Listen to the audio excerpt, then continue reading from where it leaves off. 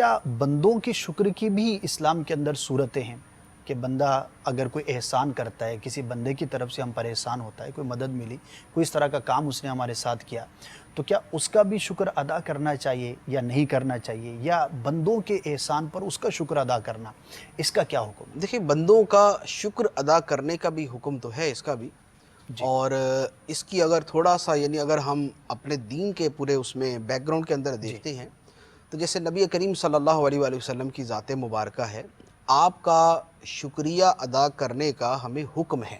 صحیح. ہمیں حکم ہے کہ ہم اچھا نبی پاک صلی اللہ علیہ وآلہ وسلم کی ذات مبارکہ کا بھی شکر ادا کریں. اچھا اب بالخصوص وہ من وجہین تو اللہ تعالیٰ ہی کا شکر ہے، لیکن ٹھیک ہے. بحیثیت ذات بہرحال سرکار علیہ السلام کے لیے جدا گانہ ہی شکر ادا کرنا ہے. اب اس کی ایک بڑی اعلیٰ درجے کی مثال جو ہے وہ درود پاک ہے. یعنی ہمیں حکم ہے کہ نبی کریم صلی اللہ علیہ وآلہ وسلم پر درود پاک پڑھیں. یا ایھا الذین آمنوا صلوا علیہ وسلموا تسلیما. جی یہ درود پاک پڑھنا جو ہے یہ بھی نبی کریم علیہ السلام کا شکریہ ادا کرنے کا ایک طریقہ ہے. اچھا وہ کیسے؟ یعنی درود کے جو اپنے مقاصد ہیں وہ درود کے جو مقاصد ہیں وہ تو اور بھی بہت سارے ہیں.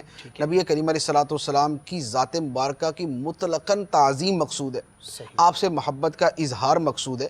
لیکن درود پاک پڑھنا اس طور پر بھی ہے کہ نبی کریم علیہ السلام نے ہم پر جو احسانات فرمائے، ہم تک دین پہنچایا، اسلام پہنچایا، قرآن عطا فرمایا، ہماری تربیت فرمائی، ہماری اصلاح فرمائی، اللہ کا راستہ ہمیں بتایا، ان احسانات کے بدلے میں ہم نبی کریم علیہ السلام کی بارگاہ میں ہدیہ درود پیش کرتے ہیں. صحابہ کرام رضی اللہ تعالی عنہم اجمعین کا شکریہ ادا کرنا یہ بھی ہمارے اوپر واجبات میں سے ہے. یعنی علماء نے لکھا ہے کہ صحابہ کرام کا بھی شکریہ ادا کرنا ہم لوگوں پر واجب ہے کہ انہی کے ذریعے تو ہم تک دین پہنچا. واہ کیا خوبصورت. اگر ہمیں قرآن ملا ہے تو اس کے راستے کے اندر کون ہے جنہوں نے قرآن ہم تک پہنچایا؟ صحیح. نبی کریم علیہ السلام کی سیرت، سنت، آپ کی تعلیمات جو ہم تک پہنچی ہیں وہ انہی کی دیانت، صداقت، امانت، بزرگی، عظمت، خدمت، محنت، کوشش ہے جس کے ذریعے ہم تک دین پہنچا ہے. تو لہذا صحابہ کرام اب اس واجب کی صورت کیا ہے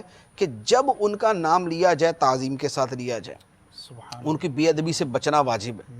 تو اب یہ جو ان کی بے ادبی سے بچنا واجب ہے، اس کے پیچھے کانسیپٹ وہی ہے، وہ جو ان کا شکریہ ادا کرنے کا حکم ہے یہ اس کے واجب صورتوں میں سے ہے کہ ان کا جو ہے وہ شکریہ ادا کیا جائے. اسی لیے صحابہ کرام رضی اللہ تعالی عنہم اجمعین کا جب بھی نام آتا ہے تو ہم رضی اللہ تعالی عنہم یہ الفاظ استعمال کرتے ہیں. کیا مطلب؟ اللہ ان سے راضی ہو. واہ. اچھا، صحابہ کرام رضی اللہ تعالی عنہم کے بعد اور بھی پھر جو بزرگان دین ہیں، جیسے امام بخاری رضی اللہ تعالی عنہ ہے. اگر بخاری شریف ان کے ذریعے ہمیں ملی ہے، احادیث مبارکہ کے مستند مجموعہ ملا ہے، تو وہ اس کے مستحق ہیں کہ ہم ان کا شکریہ ادا کریں. اسی طرح امام اعظم رضی اللہ تعالیٰ عنہ اور جو دیگر ائمہ دین ہیں جن کے ذریعے ہمیں دین آسان اور قابل فہم صورت کے اندر نصیب ہوا، جنہوں نے پوری محنتیں کر کے دین ہمیں جو ہے وہ اجتہاد کر کے دین ہمیں عطا فرمایا، تو ان کا بھی شکریہ ادا کرنے کا حکم. اس لیے جب بھی ان کا ذکر کیا جائے اچھے انداز میں ذکر کیا جائے، تعظیم کے ساتھ ذکر کیا جائے، محبت کے ساتھ ذکر کیا جائے، دعا کے ساتھ ذکر کیا جائے. اچھا، پھر اس کے نیچے آ جائیں اساتذہ ہیں جیسے. صحیح. تو اب استاد ہے تو استاد کے بارے میں یہی حکم ہے نا کہ آدمی جو ہے وہ جیسے حضرت علی رضی اللہ تعالیٰ عنہ کا فرمان ہے کہ جس نے مجھے ایک لفظ بھی پڑھایا وہ میرا آقا ہے، کیا بات. چاہے مجھے رکھے چاہے مجھے بیچ دے. تو یہ جو استاد کے ساتھ تعلق ہے یہ کیا؟ یہ اس کے شکریہ ادا کرنے کی صورت ہے. والدین کے لیے تو اللہ تعالیٰ نے قرآن کے اندر حکم دیا ہے انشکر لی والی والدیک، کہ اے بندے میرا بھی شکر ادا کر. اللہ تعالیٰ فرماتا ہے میرا بھی شکر ادا کر اور اپنے ماں باپ کا بھی شکر ادا کر. ایک ساتھ ہی بیان. تو اب اس سے بڑی تصریح تو اور کوئی ملے گی نہیں. یعنی یہ جو سوال تھا کہ اللہ کے علاوہ کیا دوسروں کا بھی شکریہ ادا کرنا چاہیے، تو قرآن پاک کی یہ آیت مبارکہ تو اصرح التصریح طور پہ بیان فرما رہی ہے انشکر لی والی والدیک، کیا بات. میرا بھی شکر ادا کرو اور اپنے ماں باپ کا بھی شکریہ ادا کرو.